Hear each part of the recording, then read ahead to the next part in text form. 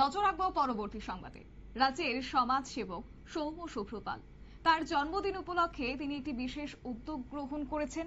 তা হচ্ছে বৃদ্ধাশ্রমে মায়েদের সঙ্গে তিনি মতবিনিময় করেছেন। একই সঙ্গে যারা রয়েছে বৃদ্ধাশ্রমে আবাসিকদের মধ্যে বিনামূল্যে স্বাস্থ্য পরীক্ষা এবং তাদের মধ্যে ঔষধ বিতরণ করেছেন।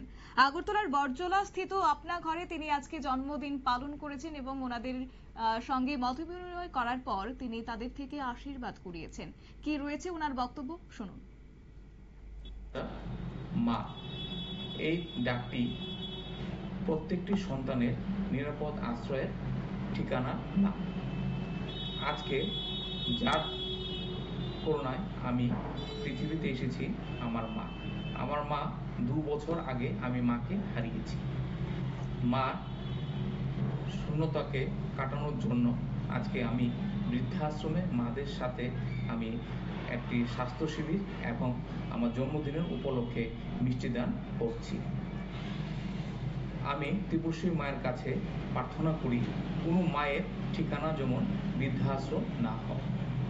আমাদের অভিভাবক ত্রিপুরী মায়ের বড় সন্তান আমাদের মুখ্যমন্ত্রী প্রফেসর ডক্টর মানিক সাহা আশীর্বাদে সমাজ এবং রাজ্যের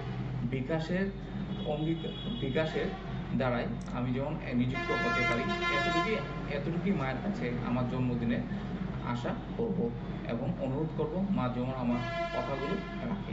আমাদের সাথে আমার এই প্রোগ্রামের আমার সাথে আমার 8 নম্বর টাউন মণ্ডলের সভাপতি শ্রদ্ধেয় শ্রী শ্যামল কুমার দেব আমার সাথে আছেন। তাছাড়া আমার বড় ভাই, ছোট ভাই, বন্ধুবর্গ তারা সবাই আমার।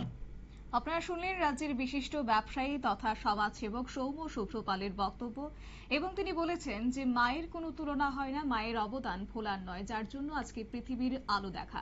তাই মায়েদেরকে নিয়ে আজকে কার্যত সৌম্য শুভ্র পাল তিনি জন্মদিন পালন করেছেন বৃদ্ধাশ্রমে আবাসিকদের সঙ্গে এবং একই সঙ্গে ত্রিপুরেশ্বরী মায়ের কাছে প্রার্থনা করেছেন সকলের কল্যাণের জন্য।